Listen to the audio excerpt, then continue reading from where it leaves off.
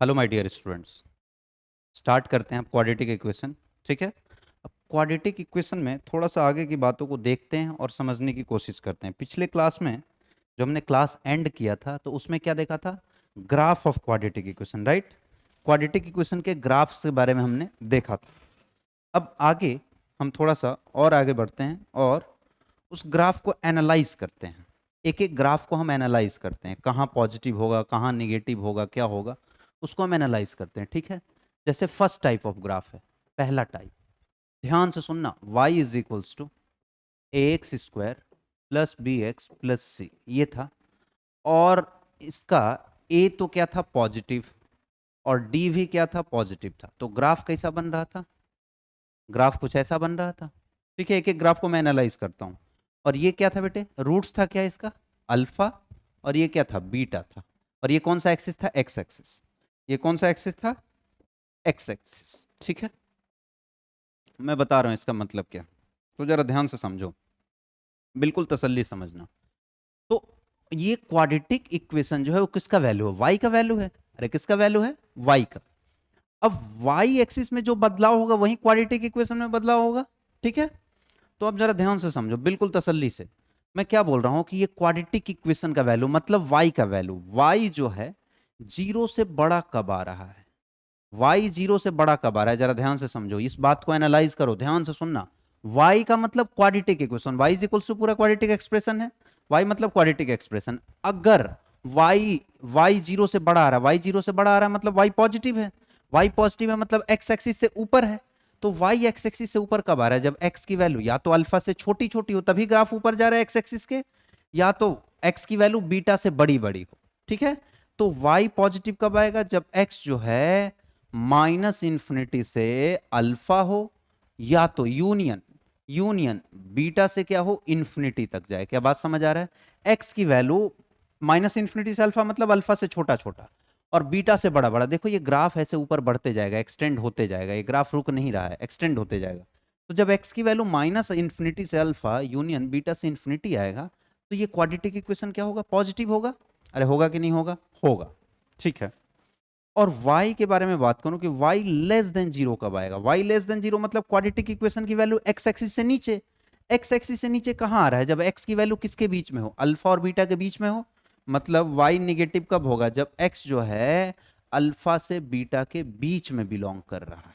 Alpha से beta के open bracket में रख रहा हूं, ना मैंने यहां अल्फा लिया बीटा लिया, ना मैं यहां अल्फा बीटा ले रहा हूं। y निगेटिव कब आ रहा है? जब x, अरे निगेटिव मतलब ये वाला पार्ट, ये वाला पार्ट कब आ रहा है? एक्स एक्सिस के नीचे ही तो निगेटिव आता है। कब आ रहा है? जब एक्स की वैल्यू, एक्स एक्सिस में वैल्यू अल्फा से लेकर बीटा तक जा रहा हो। बात समझ आ रहा है कि नहीं आ रहा है? क्लियर है?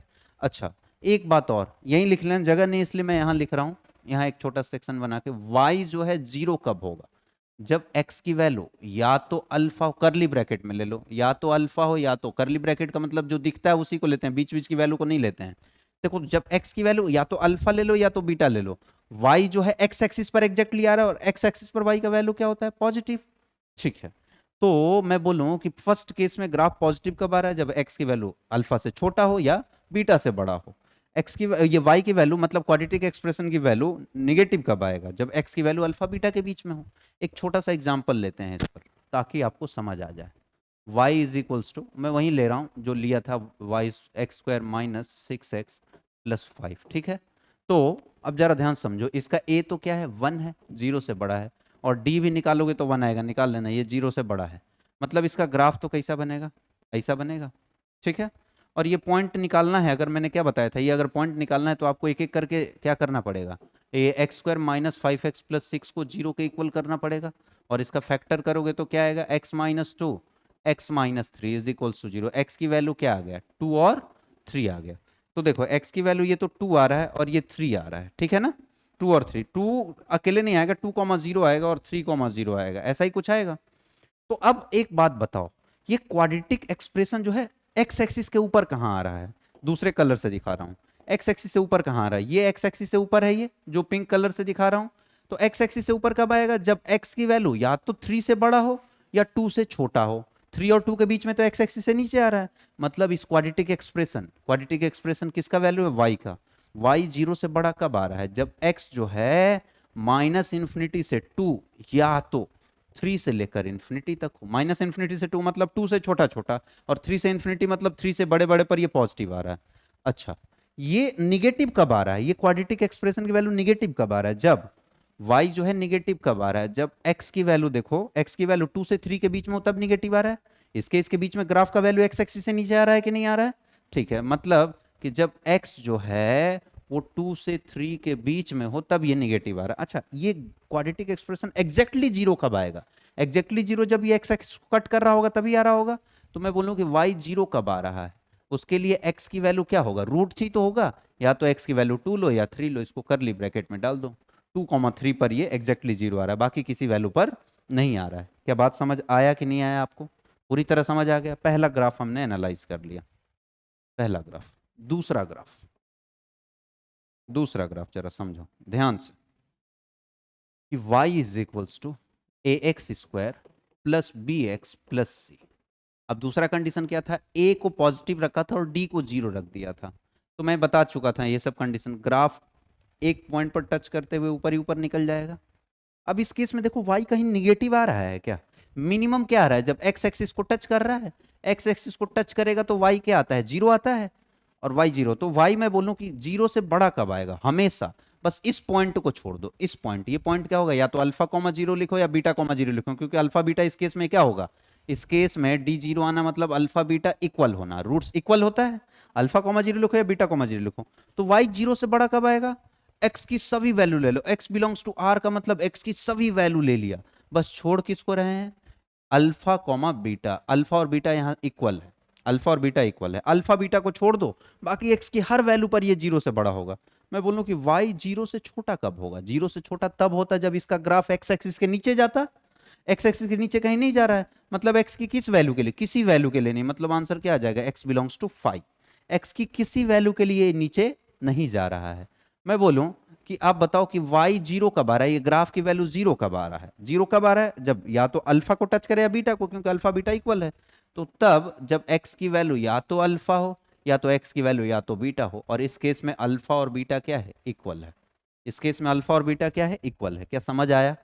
एक एग्जांपल लो, एग्जांपल लेता हूं। y इज इक्वल्स टू, मैंने ले लिया x² माइनस 6x प्लस 9, ठीक है। इसका a लो 1 आ रहा है, अरे a मतलब x² के साथ जो मल्टीप्लाई में है, और d क्या आ रहा है, b² माइनस 4ac।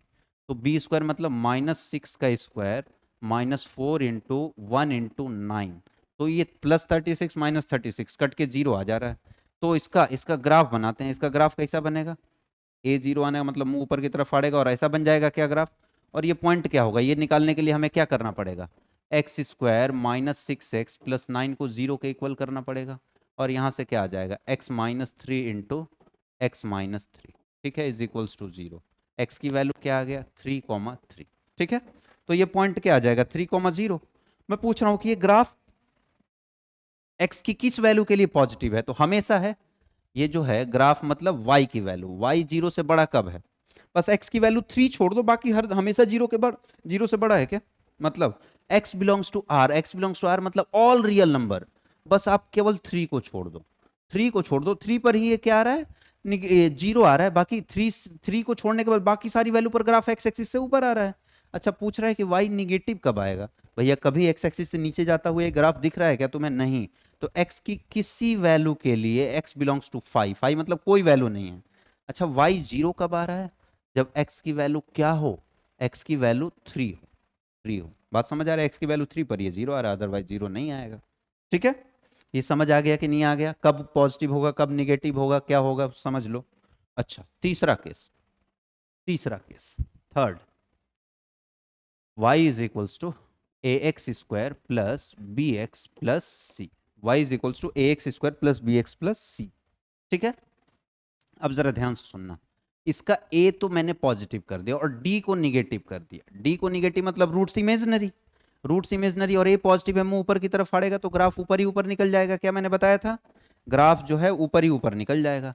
अब इस केस में पूछे, देखो ये ग्राफ एक्स एक्सिस को टच तक नहीं कर रहा है, नीचे तो आने की छोड़ो, मतलब ये ग्राफ हमेशा पॉजिटिव आ रहा है क्या, ग्राफ पॉजिटिव आना मतलब y की वैल्यू पॉजिटिव आना। बोल रहा है कि y पॉजिटिव कब होगा, तो x की सभी वैल्यू के लिए x belongs to r, r मतलब दुनिया का जितना रियल नंबर है, जितना वास्तविक संख्या है, सबको ले लो।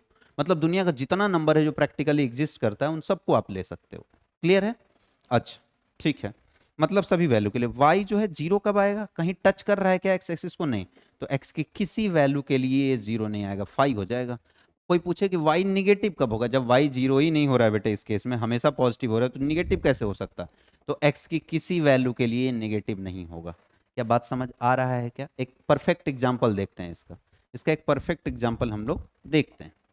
ठीक है, मान लो y इज इक्वल्स टू क्या दिया है? X square plus x plus one, x square plus x plus one ये दिया है। अब इस केस में हम क्या करेंगे? इसका a तो क्या आ रहा है? 1 आ रहा है, जो कि जीरो से बड़ा है, और d निकालोगे ना तो 1 का square minus 4 into one into one, B square minus 4 इसी माइनस 3 आ रहा है, निगेटिव है। मतलब ग्राफ तो भैया a पॉजिटिव और d निगेटिव है, तो ऊपर ही ऊपर निकलेगा। इस केस में ये ग्राफ जो है हमेशा, ये y जो है हमेशा जीरो से बड़ा होगा x की सभी वैल्यू के लिए। तो निगेटिव और जीरो होने का सवाल ही नहीं है। y जो है इक्वल टू जीरो किसी वैल्यू के लिए नहीं होगा, y लेस देन जीरो भी नहीं होगा किसी वैल्यू के लिए, हमेशा क्या आ रहा है? पॉजिटिव आ रहा है। बात समझ आ रहा है कि नहीं आ रहा है? तो पूछे कि किस केस में क्वाड्रेटिक इक्वेशन हमेशा पॉजिटिव होगा, तो आपको क्या बोलना है? जब उसका a पॉजिटिव हो और d निगेटिव हो। ठीक है, चलो आगे बढ़ते हैं।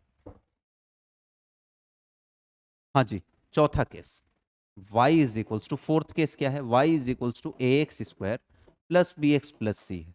अब a को मैंने क्या कर दिया? a को पॉजिटिव तो कर ही लिया था, अब a को निगेटिव करना स्टार्ट करो, और d को पॉजिटिव। d पॉजिटिव मतलब ग्राफ एक्स एक्सिस को 2 पॉइंट पर कट करेगा, और a निगेटिव होने का मतलब नीचे की तरफ मुंह खोलेगा। मतलब ग्राफ बनेगा कैसा? ऐसा, ऐसा बनेगा। ऐसा बनेगा तो क्या होगा? ये पॉइंट एक अल्फा आ गया, ये पॉइंट एक बीटा हो गया। अब मैं आपसे पूछ रहा हूं, देख के बताना ग्राफ को, y जीरो से बड़ा कब होगा? y मतलब क्वाड्रेटिक एक्सप्रेशन है, इस ग्राफ को देख के बोलो। जीरो से बड़ा मतलब x एक्सिस के ऊपर। x एक्सिस से ऊपर कब आ रहा है? जब x की वैल्यू, अरे ऊपर इन्हीं बस इतना ही रेंज में ऊपर आ रहा है क्या? तो x की वैल्यू इस केस में क्या है? x की वैल्यू इस केस में क्या है? जब x जो है अल्फा से बीटा के बीच में हो, तो x belongs to alpha to beta. Condition one को बिल्कुल उल्टा कर दो आप। अच्छा, मैं बोलूं कि y निगेटिव कब होगा? y निगेटिव, तो कंडीशन वन में जहां पॉजिटिव हो रहा था वहां ये निगेटिव होगा। तो y निगेटिव, निगेटिव मतलब एक्स एक्सिस के नीचे, एक्स एक्सिस के नीचे ग्राफ कहां जा रहा है? देखो ये नीचे जाते जाएगा, जब x की वैल्यू अल्फा से छोटी हो और बीटा से बड़ी हो। मतलब यहां क्या लिखोगे? x belongs to minus infinity से अल्फा यूनियन बीटा से infinity. Is that clear? Beta से इंफिनिटी। अरे क्लियर है कि नहीं है? है। चलो, ये बात तो बिल्कुल शुद्ध क्लियर हो गया। अब बोला जाए कि y जो है वो जीरो कब आएगा भैया? तो जीरो जब x की वैल्यू अल्फा और x की वैल्यू बीटा हो। तो क्या करेंगे? x is equals to curly bracket alpha comma beta लिख दिया। केवल और केवल अल्फा बीटा पर ये क्वाड्रेटिक एक्सप्रेशन जीरो आ रहा है, बाकी हर जगह या तो पॉजिटिव हो या तो निगेटिव हो। कहां पॉजिटिव कहां निगेटिव हो मैंने बता दिया क्या? बोलो, समझ पा रहे हो? बढ़ते हैं आगे, आगे बढ़ते हैं। चलो बढ़ा जाए। हाँ जी, बढ़ा जाए आगे। आगे क्या है? Fifth case, y is equals to a x square plus b x plus c. अब इस केस में मैंने a को तो निगेटिव किया और d को जीरो कर दिया। तो देखो ग्राफ कैसा बनेगा मैं बता चुका हूं, जल्दी जल्दी ग्राफ के बारे में एनालिसिस कर चुके हैं। ऐसा बनेगा। इस केस में ग्राफ हमेशा एक्स एक्सिस के नीचे आ रहा है क्या?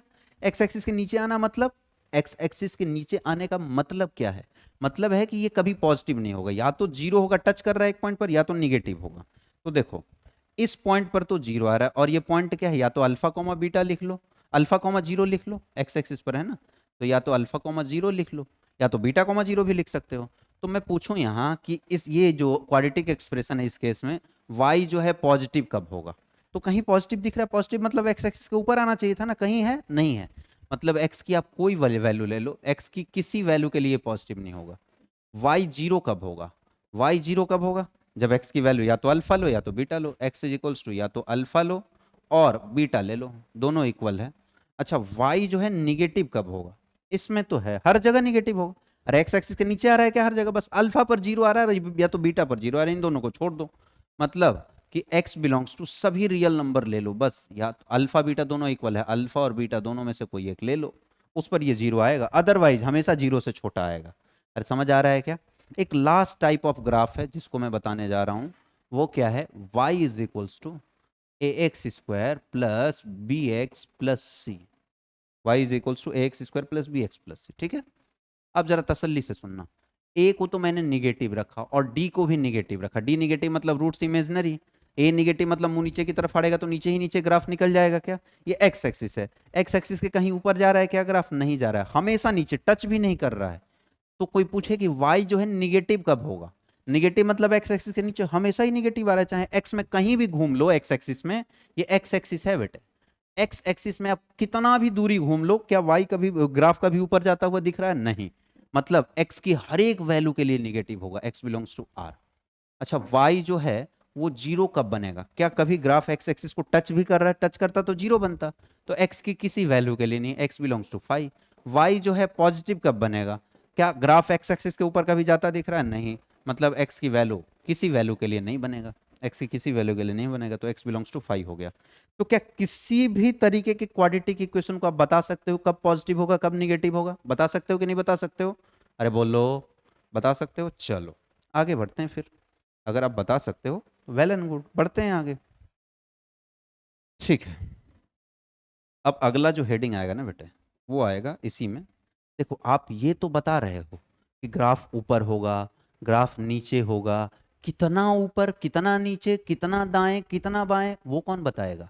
जैसे आपने ग्राफ बना दिया कि ये एक्स एक्सिस है और ये ग्राफ ऐसे बन गया, तो मैं पूछूं कि ये कितना इधर उधर है, ये पॉइंट कहाँ है, तो क्या बताओगे? वही पॉइंट निकालने जा रहे हैं, जरा ध्यान से सुनो हम क्या निकालने जा रहे हैं, ध्यान से सुनना। हेडिंग है कोऑर्डिनेट ऑफ वर्टेक्स। ध्यान से सुनना, कोऑर्डिनेट ऑफ वर्टेक्स, बिल्कुल तसल्ली से सुनना। क्या है कि क्वाड्रेटिक इक्वेशन का ग्राफ या तो ऐसे बनेगा, या तो मुंडी नीचे की, पहले ऊपर ले लो, या तो मुंडी ऊपर की तरफ खुलेगा, तो वर्टेक्स ये होगा, ये वर्टेक्स होगा, उस केस में क्या होगा? वर्टेक्स होगा। या तो क्वाड्रेटिक इक्वेशन, और या तो क्वाड्रेटिक इक्वेशन कैसा होगा? ऐसा होगा, उस केस में सबसे ऊपर वाला पॉइंट वर्टेक्स होगा, ये वर्टेक्स होगा। अरे बात समझ आ रहा है कि नहीं आ रहा है? ठीक है, इस केस में अरे देखो ये पॉइंट ऑफ मिनिमा है क्या? सबसे निचला स्तर का पॉइंट है क्या? और ये क्या है? पॉइंट ऑफ मैक्सिमा है, सबसे ऊपर का पॉइंट है क्या? अरे है कि नहीं है? है। ठीक है, तो इस केस में ये वर्टेक्स हो जाएगा, इस केस में ये वर्टेक्स हो जाएगा। अरे बात समझ आ रहा है कि नहीं आ रहा है? ठीक है, वर्टेक्स समझ आया। अगर मुंह ऊपर की तरफ खुलेगा तो सबसे निम्नतम पॉइंट जो होगा वो वर्टेक्स होगा, और मुंह नीचे की तरफ खुलेगा तो सबसे मैक्सिमम पॉइंट जो होगा वो वर्टेक्स होगा। ठीक है, ठीक है, इन दोनों का कोऑर्डिनेट सेम होगा बेटे, ध्यान से सुनना, मैं प्रूफ कर रहा हूं। तो थोड़ा सा आपने फिजिक्स में मैक्सिमम मिनिमम पढ़ा है, थोड़ा सा हल्का फुल्का तो मैक्सिमम मिनिमम पढ़ा है आपने, ठीक है ना? बेसिक मैथमेटिक्स में फिजिक्स में आपने मैक्सिमम मिनिमम पढ़ा होगा। तो आओ जरा उसी से प्रूफ करते हैं। y इज इक्वल्स टू, मान लो क्या दिया है, a x square plus b x plus c. तो मैक्सिमम मिनिमा के लिए हम क्या करते हैं? dy बाई डी एक्स को क्या करते हैं? जीरो के बराबर करते हैं। अरे इसके डिफरेंशिएशन को जीरो के इक्वल करेंगे। dy बाई डी एक्स मतलब मैं इसका डिफरेंशिएशन करने जा रहा हूं। अरे क्या करने जा रहा हूं मैं? इसका डिफरेंशिएशन। इसका डिफरेंशिएशन करेंगे तो क्या होगा? x के रेस्पेक्ट में कर रहे हैं dy बाई डी एक्स, तो बताओ, a तो कांस्टेंट है जैसा कहते हैं ऐसा, एक्स स्क्वायर का क्या होगा? 2x, तो 2ax हो गया, प्लस bx का क्या हो जाएगा? b हो जाएगा, और कांस्टेंट का जीरो होता है, और बोल रहा है dy बाई डी एक्स को आप जीरो करो। ये क्यों करते हैं? मैक्सिमा मिनिमा आप पढ़े हो, मैक्सिमा और मिनिमा आप पढ़े होगे, फिजिक्स में थोड़ा सा बताया गया होगा, point of maxima point of minima कैसे निकालते हैं। तो d y by d x को जीरो कर दिया, तो यहाँ से एक्स की वैल्यू क्या आ गया? देखो एक्स की वैल्यू डायरेक्ट मत निकालो, 2ax क्या आ गया? ये इधर जाएगा तो माइनस बी हो जाएगा, और एक्स क्या हो जाएगा? Minus b by 2a। X क्या हो जाएगा? Minus b by 2a। Is that clear? X जो है माइनस बी बाई 2a आ गया। अब हम क्या करेंगे? एक्स की वैल्यू अगर माइनस बी बाई 2a आ गया, तो उस केस में हम क्या करेंगे? अरे ये पॉइंट देगा एक्स कोऑर्डिनेट आ गया। अरे देखो, या तो ग्राफ ऐसे है या तो ग्राफ ऐसे है, तो इसका एक्स कोऑर्डिनेट, अरे कोई पॉइंट का एक्स और वाई दोनों कोऑर्डिनेट होता है, इसका भी एक्स वाई कोऑर्डिनेट होगा, तो एक्स कोऑर्डिनेट आ गया माइनस बी बाई 2a। अब वाई कोऑर्डिनेट निकालना है, तो इस एक्स की वैल्यू को उठा के इसमें रख दो, वाई कोऑर्डिनेट आ जाएगा। तो वाई इज इक्वल्स टू क्या हो गया? ए, एक्स की जगह क्या रखना है? Minus b by 2a, minus b by 2a। ठीक है, अच्छा, प्लस बी इंटू एक्स की जगह माइनस बी बाई 2a रखना है आपको, प्लस सी। ठीक, यहाँ क्या आ रहा है? यहाँ क्या आ रहा है? Minus a b by 2a। अच्छा, होल स्क्वायर है ना, होल स्क्वायर है, तो यहाँ क्या होगा? होल स्क्वायर है ना, एक्स स्क्वायर है, तो क्या होगा? A B square by 4a², ठीक है ना, स्क्वायर करोगे तो plus minus b square upon 2a plus c, ठीक है, यही आ रहा है। अब यहाँ एलसीएम क्या आ जाएगा, एलसीएम क्या आ जाएगा, 4a², यहाँ क्या होगा 4a² से ए बी स्क्वायर बचा, यहाँ क्या बच रहा है 2a, अरे यहाँ क्या आ रहा है 2a आ रहा है, 2a से 4a² को डिवाइड करोगे तो 2a आएगा, 2a आएगा। अच्छा, तो यहाँ क्या आ जाएगा -2ab² और यहाँ क्या आ जाएगा, यहाँ क्या आ जाएगा 4a²c, 4a²c। ये y की वैल्यू है, किसकी वैल्यू है, y की वैल्यू। देखो यहाँ से हर टर्म में कॉमन क्या आ रहा है, ए सब में कॉमन आ रहा है, ए को ले लो बाहर, ए को ले लो बाहर, ए को बाहर लोगे तो क्या होगा, ए को बाहर लोगे तो क्या होगा, क्या बचेगा, देख लो, ए को बाहर ले लिया तो यहाँ b² बच रहा है, यहाँ -2b² बच रहा है क्या, यहाँ b² बच रहा है और यहाँ -2b² बच रहा है और यहाँ क्या बच रहा है 4ac, ठीक है ना। तो b² -2b² प्लस 4ac, ठीक है, डिवाइडेड बाई 4a²। तो देखो एक a से एक a तो कट गया, ये y की वैल्यू आ रही है बेटे, तो यहाँ क्या आ रहा है b² -2b² माइनस b² हो जाएगा और प्लस का 4ac आ रहा है डिवाइडेड बाई 4a, ठीक है। तो y क्या आ गया, इसमें माइनस कॉमन ले लो, माइनस कॉमन लोगे तो अंदर क्या बचेगा, b² -4ac बचेगा, जो प्लस है वो माइनस हो गया, जो माइनस है वो प्लस हो गया, माइनस कॉमन लेते ही डिवाइडेड बाई 4a। तो यहाँ से y की वैल्यू क्या आ गया माइनस, और b² -4ac का एक नाम होता है d होता है क्या, इसी को तो d बोलते हैं, तो ये क्या हो गया -d/4a हो जाएगा कि नहीं हो जाएगा, बोलो, लो y कोऑर्डिनेट भी आ गया। तो अगर आपसे पूछा जाए, अगर आपसे पूछा जाए कि कोई क्वाड्रेटिक इक्वेशन का, किसी क्वाड्रेटिक इक्वेशन का कोऑर्डिनेट ऑफ वर्टेक्स क्या होता है, किसी क्वाड्रेटिक इक्वेशन का कोऑर्डिनेट ऑफ वर्टेक्स क्या होता है, ठीक है, तो या तो सबसे ऊपर का पॉइंट होगा या तो सबसे नीचे का पॉइंट होगा, और इसका कोऑर्डिनेट आ चुका है, वर्टेक्स का कोऑर्डिनेट आ चुका है, वो क्या है, एक्स कोऑर्डिनेट क्या है -b/2a और वाई कोऑर्डिनेट क्या है -d/4a, -d/4a। ये प्रूफ किया है हमने, ऐसे नहीं घर से निकाल दिया, इसको प्रूफ किया, अरे देख लो किया है कि नहीं किया है, किया है। तो एक्स कोऑर्डिनेट तो -b/2 है और वाई कोऑर्डिनेट -d/4 है। इसको एक बार प्रैक्टिकली समझते हैं क्या निकाले हैं अभी तक, प्रैक्टिकली समझते हैं क्या निकाल चुके हैं हम, ठीक है, क्या फाइंड कर चुके हैं हम, उसको प्रैक्टिकली सोचो। y इज इक्वल्स टू क्या है, मान लो एक क्वाड्रेटिक एक्सप्रेशन दिया है 2x², या ऐसे समझो x² -7x + 10 है, तो आपने बता तो दिया कि a की वैल्यू तो क्या है बेटे 1 है, 0 से बड़ा है, और d निकालोगे तो -7 का स्क्वायर -4 इंटू 1 इंटू सी का वैल्यू 10 है, मतलब 9 आएगा माइनस करोगे तो d ग्रेटर देन 0 आ रहा है, मतलब ग्राफ कैसा बनेगा, a positive d greater than 0, a भी पॉजिटिव है d भी पॉजिटिव, तो ग्राफ ऐसा बनेगा। लेकिन आपसे कोई पूछ दे कि ये जो सबसे निचला पॉइंट है वो क्या होगा, तो यही तो वर्टेक्स है, इसका कोऑर्डिनेट अभी अभी क्या बताया -b/2a और -d/4a, अरे यही होता है क्या। तो देखो एक्चुअली क्वाड्रेटिक इक्वेशन का शकल कैसा होता है, ax² + bx + c, ऐसा शकल होता है। अब कंपेयर करो, a की वैल्यू क्या है 1 है, b की जगह क्या दिख रहा है -7 दिख रहा है क्या, और c की जगह क्या दिख रहा है प्लस का 10 दिख रहा है क्या, कंपेयर कर लो और ये वैल्यू निकालो।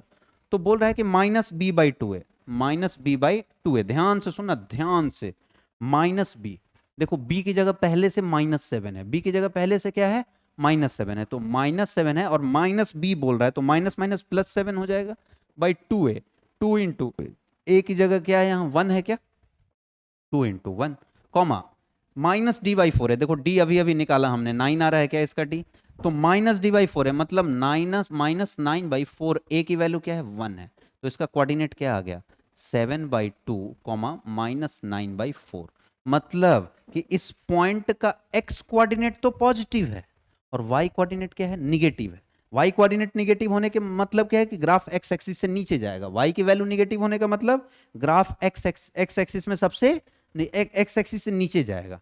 तो अगर मैं बोलूं कि इसको एग्जैक्ट प्लॉट करो आप, y is equals to x² -7x + 10 के ग्राफ को एग्जैक्टली प्लॉट करो, तो ये तो x एक्सिस, ये y एक्सिस है, ये x एक्सिस है, ये x एक्सिस, ठीक है ना, और ये कौन सा एक्सिस है y एक्सिस है, एग्जैक्टली प्लॉट करना है।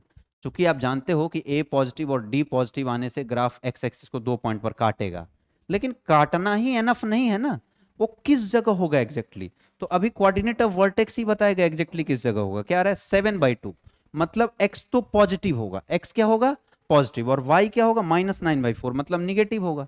अच्छा तो x पॉजिटिव होगा, x ये 0,0 है तो x में आपको पॉजिटिव जाना है मतलब इधर जाना है, और y में निगेटिव जाना है मतलब इधर जाना है। x प्लस है और y माइनस है, फोर्थ क्वाड्रेंट में आएगा क्या? तो ग्राफ तुम्हें नहीं लग रहा है, दूसरे कलर से बना रहा हूं, ग्राफ तुम्हें नहीं लग रहा है कि ऐसा बनने वाला है, और ऐसा लग रहा है क्या? क्योंकि x की वैल्यू तो पॉजिटिव है, 2/7 है, 7/2 है 2/7 है, देख लेना 7/2 है, शायद 7/2 है, और y की वैल्यू -9/4 है। ठीक है, क्या यही आएगा? अरे आएगा कि नहीं आएगा? तो एग्जैक्ट इसका वर्टेक्स किस जगह होगा हम कोऑर्डिनेट ऑफ वर्टेक्स से निकाल सकते हैं, और उसका कोऑर्डिनेट अभी अभी प्रूफ किया -b/2 है, तो उसका x कोऑर्डिनेट होता है और y कोऑर्डिनेट होता है -d/4 है। Is that clear? बिल्कुल क्लियर है, आपके दिमाग में बैठ चुका है क्या? बैठ चुका है, ठीक है। अब इसमें आगे की बात जो है वो हम नेक्स्ट लेक्चर में देखें तो आपके लिए बेहतर होगा। नेचर ऑफ रूट होता है वो फ्रेश चीज है एकदम, उसको हम नेक्स्ट क्लास में देखते हैं। तो इस क्लास में मैंने क्या बताया कि ग्राफ जो है कब पॉजिटिव होगा कब निगेटिव होगा कहाँ क्या होगा। जैसे मैं एक क्वेश्चन आपसे पूछूं कि y is equals to 2x² plus 5x plus 9 है, ठीक है, 2x² प्लस 5x प्लस 9 है, तो ये ग्राफ कहाँ होगा एग्जैक्टली, इसके ग्राफ को बनाना है एग्जैक्ट, ठीक है। तो क्या होगा, a तो क्या है x² के साथ जो मल्टीप्लाई में 2 है वो 0 से बड़ा है, d क्या आ रहा है b² मतलब 5 का स्क्वायर -4 इंटू a की वैल्यू 2 और c की वैल्यू क्या है 9 है, तो 25 -8 इंटू 72 आ रहा है। तो ये निगेटिव आ रहा है क्या? ये लेस देन 0 आ रहा है, लेस देन 0 एग्जैक्टली कितना आ रहा है ये भी निकाल लो 25। तो ये तो 25 ये हो गया और 22 वो हो गया, 25 और 22 कितना? 25 और 22 47, 25 और 22 47, माइनस का 47 आ रहा है जो कि लेस देन 0 है। मतलब ए पॉजिटिव और डी निगेटिव आता है तो ग्राफ कैसा ऊपर ही ऊपर बनता है क्या? ऊपर ही ऊपर बनता है।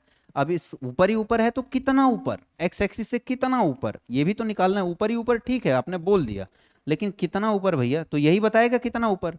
इसका कोऑर्डिनेट क्या होता है -b/2 है और -d/4 है, यही होता है क्या? तो निकाल लो। -b/2 का मतलब क्या है, यहां निकाल के दिखा देता हूं आपको। यहाँ निकाल -b/2 है मतलब b क्या है?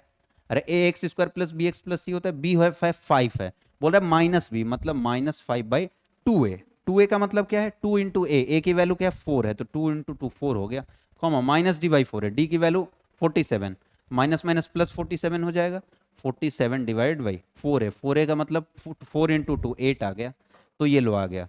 मतलब ये देखो इसका x कोऑर्डिनेट तो निगेटिव साइड जा रहा है, इसका x कोऑर्डिनेट तो कहां जा रहा है negative side, but y coordinate positive side मतलब x एक्सिस से ऊपर होगा। क्या किसी भी ग्राफ को आप एग्जैक्टली प्लॉट कर सकते हो क्या? इतना सक्षम हो चुके हो कि किसी ग्राफ को आप एग्जैक्टली प्लॉट करो, और जब ग्राफ का आप एनालिसिस करने लगे हो ना बेटे क्वाड्रेटिक इक्वेशन का, तो आपका 30-40% चैप्टर क्लियर हो गया है। 40% चैप्टर पूरा पूरा जो क्वाड्रेटिक इक्वेशन वो ग्राफ पर ही आधारित है।